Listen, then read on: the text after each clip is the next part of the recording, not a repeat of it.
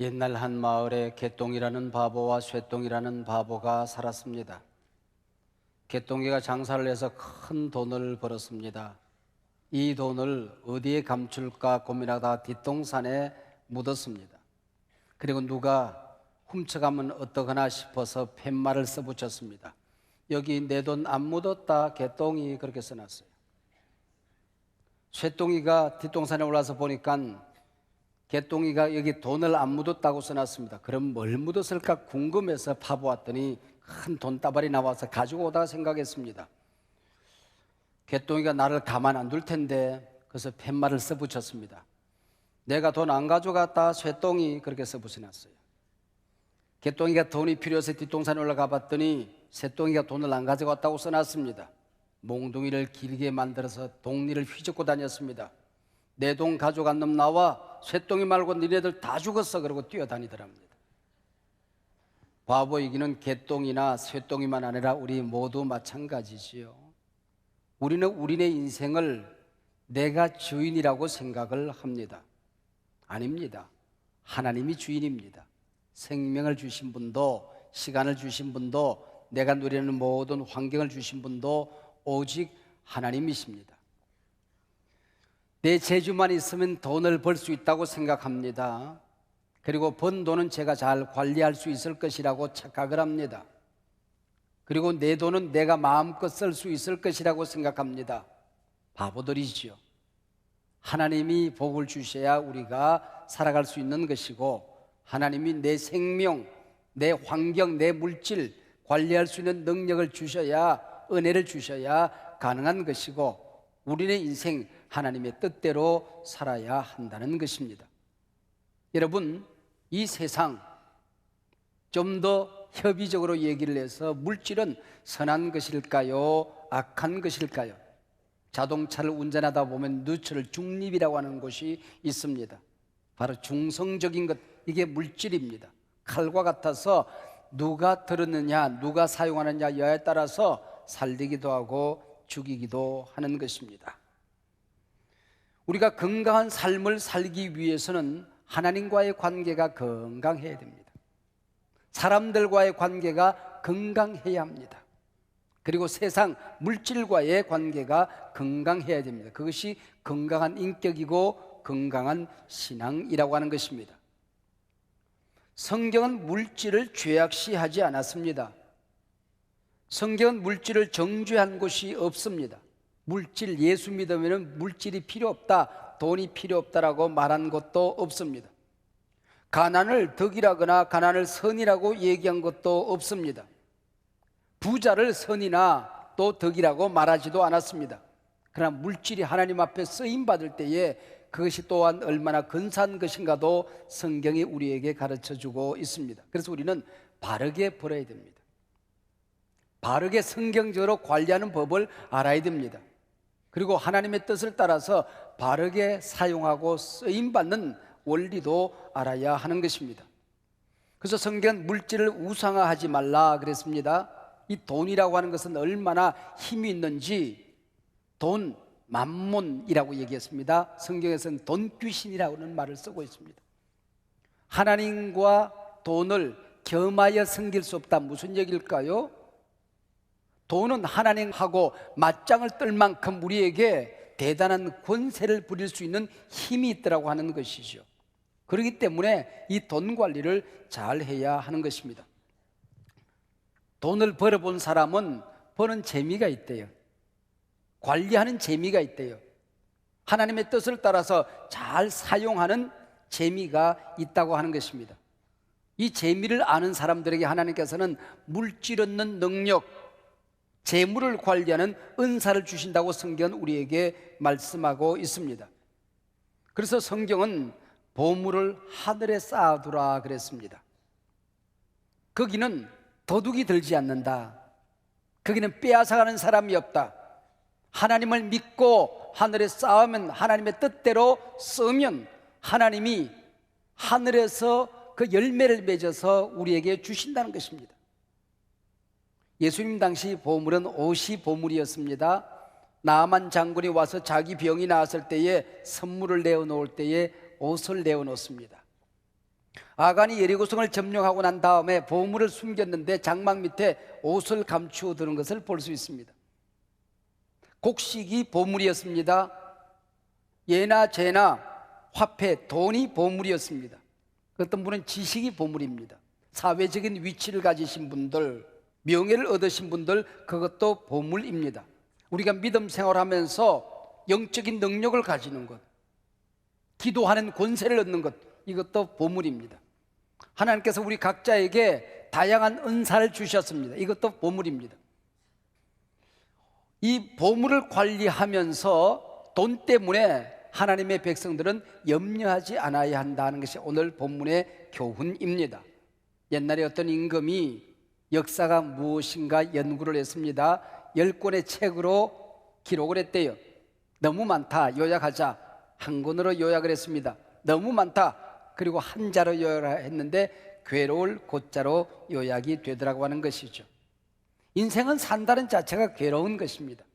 근심 없는 사람이 있겠습니까? 문제 없는 가정이 있겠습니까? 두려움 없는 사람들이 있겠습니까? 그러나 성경은 말합니다. 우리가 이 돈 때문에 염려하지 않고 하나님을 믿고 섬기면 행복하게 기쁘게 살 수 있다고 성경은 우리에게 말합니다. 여러분, 염려하니까 자녀들의 문제가 잘 해결이 되던가요?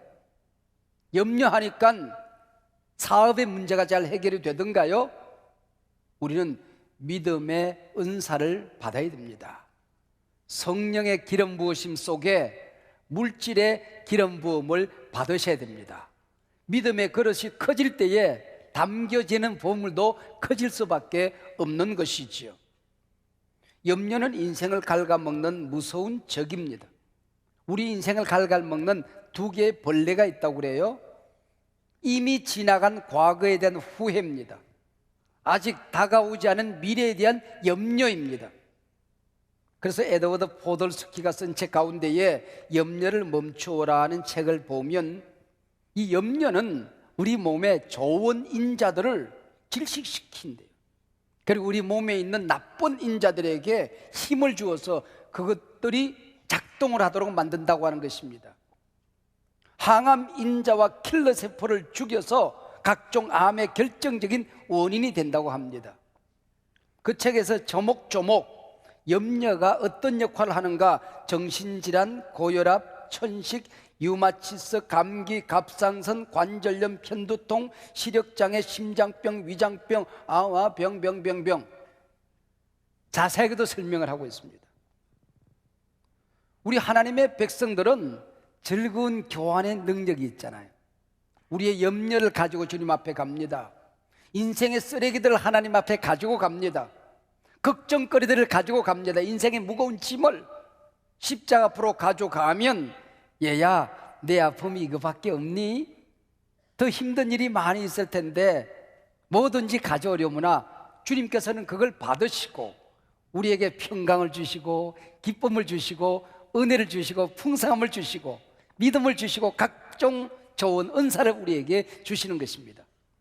내가 독생자를 너를 위해서 아끼지 아니했는데 너희에게 필요한 각양 좋은 은사를 왜 아끼겠느냐. 할렐루야.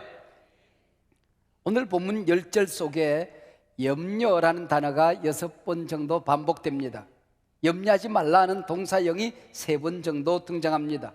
신구약 성경에 염려하지 말라는 말이 550번 정도 등장합니다. 염려는 불필요한 것입니다. 염려로 해결되는 것은 아무것도 없습니다.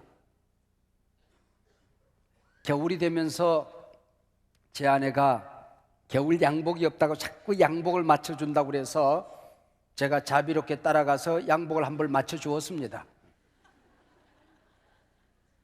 그리고 양복을 찾는 날 마침 신혼여행에서 돌아오는 우리 청년이 넥타이를 하나 사왔어요. 그래서 양복을 입고 넥타이를 매니까 조화가 잘 되었습니다.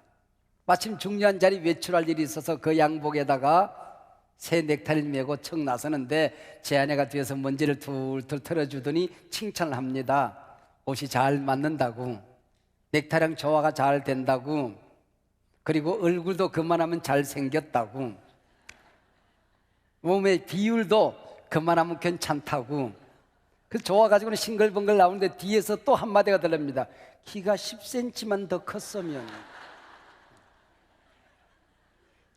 오늘 성경이 내 안에 염려하지 말라고, 네가 염려함으로 네 남편 키를, 다 큰 키를 10cm나 키울 수 있겠느냐? 성경이 우리에게 말씀하고 있습니다. 그리고 그 키 옆에 번호가 하나 딱 써 있어요, 모든 성경에. 그리고 밑에 가면은 또는 목숨을 그렇게 써 놓았습니다. 다 끝난 인생, 목숨을 1시간이라도 더 연장할 수 있겠느냐, 그 얘기지요.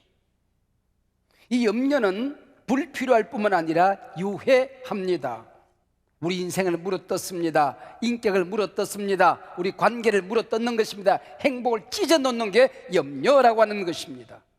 한 걸음 더 나가서 염려는 전염성이 대단히 강합니다.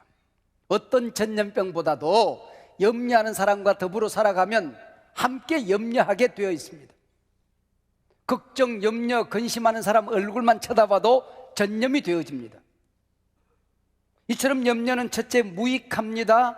둘째 유해합니다. 셋째 전염성이 있습니다. 무서운 질병입니다. 그러면은 우리가 하나님의 백성이 되었다고 그래서 염려하지 않고 살 수 있는 비결이라도 있단 말인가? Yes, 있습니다. 오늘 염려하지 말라는 동사형이 3번 쓰이는데 25절, 31절, 마지막 4절입니다. 근데 재밌는 것은 이 3절 앞에 그러므로 라는 단어가 써져 있습니다. 그래서 그러므로 염려하지 말라 이렇게 되어 있습니다. 그래서 오늘 설교 제목도 그러므로 염려하지 말라입니다. 그러므로 라고 하는 말은 앞에 내용이 이미 결정이 되었습니다. 선택이 끝났습니다. 그래서 네가 염려할 필요가 없다, 염려하지 말아야 된다, 염려하지 않고 살 수 있다, 그런 얘기입니다. 24절 보면은 한 사람이 두 주인을 섬기지 못하듯이 하나님을 섬길래 돈을 섬길래, 그러므로 우리는 염려하지 말아야 한다. 우리는 이미 주사위를 하나님 편에 던지기로 결단한 사람들입니다. 하나님을 믿기로 작정한 사람들입니다. 하나님을 의지하고 붙들고 살기로 결심한 사람들이라는 것이죠. 돈이 우리의 행복을 좌우하지 않는다는 것을 이미 깨달은 사람이라는 것입니다. 근데 왜 그 때문에, 돈 때문에 염려하느냐, 그 얘기지요. 인생을 살다가 염려하지 않고 살 수 있는 사람들이 그렇게 많겠습니까? 염려거리 없는 사람이 있겠습니까? 문제 없는 사람이 어디 있겠습니까? 아스 랭크라고 하는 사람이 토요일에 염려상자라는 얘기를 한 적이 있습니다. 하도 세상 살기가 힘들어서, 걱정거리가 너무 많아서, 무거운 인생의 짐이 너무 많아서 그 짐거리가 있을 때마다, 염려거리가 있을 때마다 자세하게 썼어요. 그리고 상자 속에 집어넣었어요. 하나님, 토요일까지만 맡아주세요. 그때 와서 제가 이걸 끄집어내서 하나님께 제가 기도할 거예요. 월요일도 화요일도.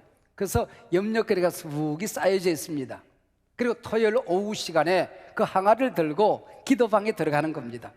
하나씩 끄집어내서 기도를 하는데 놀라웠게도 그 중에 40% 정도는 깨끗하게 해결이 되어져 있었습니다. 25%는 별것 아닌 문제로 이미 바뀌어져 있었습니다.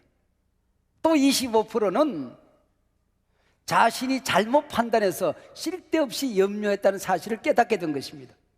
한 10% 정도만 염려거리로 남아 있었습니다. 그걸 다시 항아리에 넣으면서 하나님, 내일 예배에 제가 가서 이 문제를 하나님 앞에 맡길 거예요. 그러고 살았더니 그가 행복하고 건강하고 기쁜 삶을 살 수 있었다, 그런 얘기지요. 여러분의 염려거리가 무엇입니까? 여러분을 두렵게 하는 거리가 무엇입니까? 무거운 짐이 무엇입니까? 이러다가 망하지 싶은 일이 있습니까? 여러분, 지나갑니다. 믿으시기 바랍니다. 시간이 지남과 함께 그 문제도 지나갑니다. 믿으시기를 바랍니다. 아스 랭크가 토요일에 염려상자의 염려거리를 맡겨놓았듯이 우리 주님께 맡기십시오. 십자가에 맡기십시오.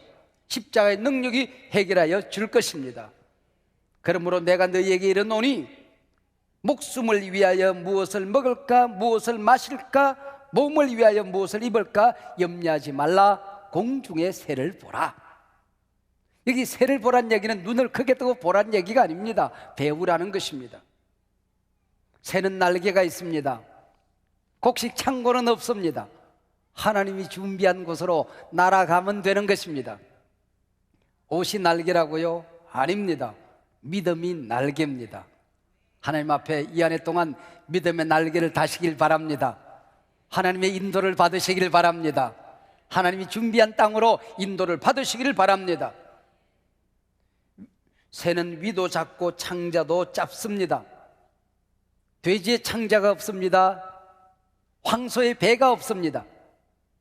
새는 대변, 소변, 산란을 한 기관으로 한다고 합니다. 조금만 먹으면 된다고 그래요. 여러분, 욕심이 잉태한 적 죄를 낳는 것입니다. 그것이 자라서 우리를 사망으로 빠뜨리는 것입니다. 새는 멀리 보는 온시안을 가지고 있습니다. 높은 곳으로 날아오르면 이 세상 것들이 그렇게 크게 보여지지가 않는 것입니다.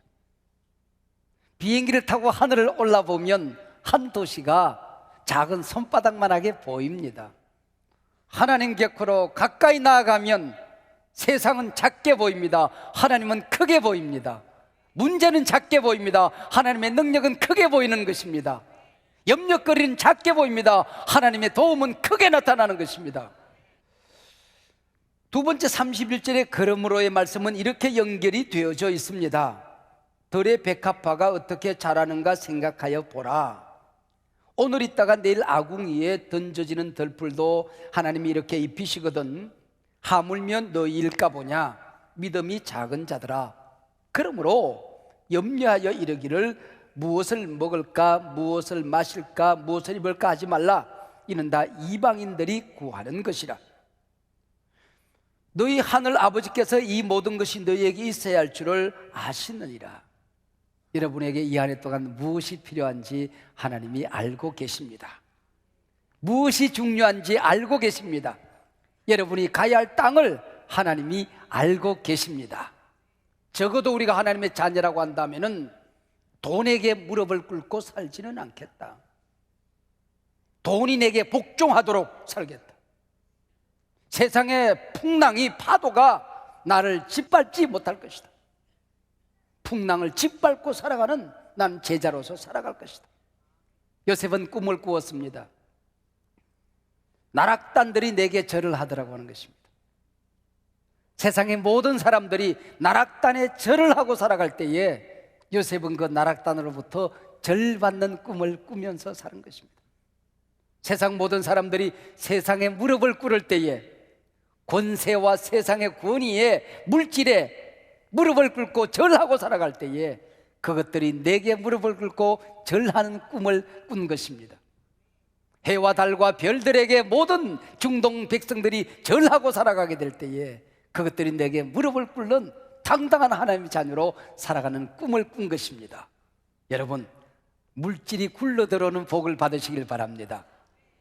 물질 앞에 타협하고 항복하고 절하고 살아가는 것이 아니라 그 물질이 내게 절하는, 물질이 나를 존경하는 꿈을 꾸고 살아가시길 바랍니다. 마지막 그러므로는 우선순위의 문제입니다. 너희는 먼저 그의 나라와 그의 의를 구하라. 그리하면 이 모든 것을 너희에게 더하시리라. 그러므로 내일 일을 위하여 염려하지 말라. 내일 일은 내일이 염려할 것이요 한날의 괴로움은 그날의 족하니라. 참 재미있는 단어가 여기 나옵니다. 여러분 머릿속에 제가 읽었습니다마는 어쩌면 옛날 번역을 기억하고 내일 일은 내일 염려할 것이요 라고 들으신 분들이 있을 것입니다. 그러나 그렇게 안 되어 있습니다. 내일 일은 누가 염려할 것이요? 내일이 염려할 것이요. 여러분 사람이 염려해야지 내일이란 시간이 염려할 것이니까 너는 염려하지 말라. 이게 말이 안 되는데 말이 되는 겁니다. 내일 일어날 문제는 내일이란 시간 속에 하나님의 색다른 은혜가 있을 것이라는 것입니다. 일어나지도 않는 내일의 염려거리를 미리 끌어다가 염려하지 말라는 것이지요. 네가 해야 될 일은 먼저 그 나라와 그 의를 구하라는 것입니다. 무엇을 입을까 염려하던 사람이 어떻게 하면 내가 의의 옷을 입지? 어떻게 하면 내가 거룩한 삶을 살지? 하나님이 기뻐하는 기도를 드리지? 어떻게 하면 하나님 앞에 쓰임받지? 의의 옷을 염려하게 되는 것입니다. 무엇을 먹을까 염려하던 사람이 하나님의 말씀을 먹고 싶어 갈망하게 되는 것입니다. 말씀을 들었는데 또 말씀을 듣고 싶어요. 성경을 붙드는데 또 성경 앞에 달려가고 싶어요. 말씀에 배가 고픈, 우리 예수님에게 배가 고픈, 하나님 앞에 배고픈 삶을 살아가게 되는 것입니다. 무엇을 마실까 염려하던 사람이 성령의 목마른 삶을 살게 되는 것입니다. 할렐루야. 예배의 목마른 삶을 살아라. 하나님 만나는 일에 집중해라. 기도의 권능을 받아라. 네 믿음이 커져라. 하나님 앞에 크게 쓰임받고 싶은 거룩한 열망을 가지라. 내가 채우리라. 내 입을 넓게 열라. 내가 채우리라. 예수 믿는 사람이든 안 믿는 사람이든 물질에 대한 열망이 있지요. 안 믿는 사람은 그걸 누리고 싶은 욕망이 있는 것이고, 하나님의 자녀들은 그것을 통하여 하나님 나라를 세우고 싶은, 하나님을 섬기고 싶은, 하나님 나라를 세워가고 싶은 열망이 있는 것입니다. 이게 차이가 있는 것이지요. 크라운 BFS 청지기 저희 교회 제자 훈련에 가면은 성경적으로 돈을 번다는 것이 무엇인가를 원리를 가르쳐요. 비성경적으로 욕심에 의하여 관리하다가 망하는 겁니다. 성경적으로 건강하게 돈과 물질을 관리하는 원리가 성경 안에 가득히 담겨져 있습니다. 그리고 어떻게 살아가는 것이 하나님이 기뻐하는 것인가? 하나님이 그저 주시는, 내가 짓지 않은 집을 짓고 얻고 내가 심지 않은 열매를 거두는 하나님의 복의 원리를 가르쳐 주는 것입니다. 여러분, 성경의 그 원리를 가르쳐 주는 거예요. 미국에서 가장 크게 쓰임받는 가문이 있다고 한다면 록펠러 가문이 그 가운데 하나일 것입니다. 그리고 가장 길게 할아버지, 아들, 손자, 정손대까지 끊임없이 쓰임받는 가문 중에 하나가 록펠러 가문이라고 합니다. 맨하탄 은행장을 지낸 데이비드 록펠러가, 그 할아버지 록펠러가 자기가 어릴 때에 그 손주들을 어떻게 제자 훈련을 시켰는가 하는 것을 기록한 내용이 자서전에 나옵니다. 할아버지 록펠러가 자기 손주들을 너무 귀여워하고 사랑해서, 너무 귀해서 어릴 때부터 제자 훈련을 시켰다는 거예요. 하나님이 아브라함에게 아들을 바치라고 그럴 때는 바칠 수 있었는데, 만약에 하나님이 아브라함에게 손주를 바치라고 그러면 못 바쳤대요. 그런데 그 손주가 너무 귀해서 제자 훈련을 시킨 겁니다. 주일 아침이 되면 손주들을 불러 모아서 다 축복 기도를 하고 일주일 동안 사용할 용돈을 주었대요. 그리고 지난 일주일 동안 준 용돈을 어떻게 썼는가 할아버지에게 보고를 합니다. 하나님이 기뻐하는 대로, 할아버지가 가르쳐 준 대로 잘 사용한 아이들에게는 5센트씩 더 주는 겁니다. 그런데 만약에 11조를 띠먹은 놈이 있으면 깎아버리는 거야, 반을. 그리고 또 다른 11조를 반드시 다른 사람을 위하여, 불쌍한 사람을 위하여 써야 되는데 이웃을 돕는 일을 게으리했으면 또 깎는 거야. 그리고 나머지도 하나님이 기뻐하시는 방법으로 관리를 했으면 깎고, 하나님이 기뻐하는 삶을 살았으면 더 줌으로 말미암아 하나님은 이렇게 너희를 축복할 것이라는 걸 가르쳤다는 것입니다. 주일 아침마다 할아버지에 가서 안수기도를 받고 용토를 받고 어떻게 사는지를 보고했던 우리의 손주들이 이름을 다 댑니다. 다 한 명이라도 걸식하는 사람이 있느냐? 단 한 명이라도 비신앙적인 삶을 사는 사람이 있느냐? 단 한 명이라도 세상 앞에 모든 사람의 존경의 대상이 되지 못한 사람이 있느냐? 우리 할아버지가 우리에게 물려주신 것은 물질이 아니라 물질을 관리하는 지혜를 우리에게 물려주셨다라고 말하는 것입니다. 여러분, 이 복과 은혜가 이 한 해 동안 넘치기를 바랍니다. 여러분, 자손대대에 이 복이 넘치기를 주의 이름으로 축복합니다.